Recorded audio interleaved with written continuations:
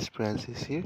Play this game, Minesweeper, hit and run tricks, puhunan, 500, madoble, tatakas na tayo. Let's go! So guys, wag gagaya ito. Very dangerous to kung ayaw natin umiyak.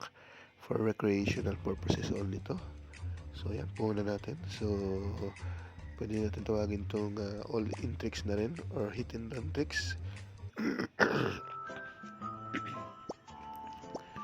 all in guys, yung 500 natin i-all in yun yan, tapos yung 5 fill map, tapos zigzag pattern, pwede rin tawagin all in tricks or hit and run tricks.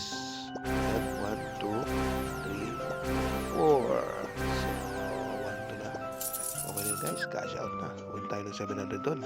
So napakabilis lang ng video natin guys, less than 1 minute lang to. So, sabay takas guys, di ba? Cash out kung purpose mo lang ngayon makakobra ng minimum wage. Isang minimum wage, 645, di ba? Yan, cash out nyo na dyan guys. 1, 2.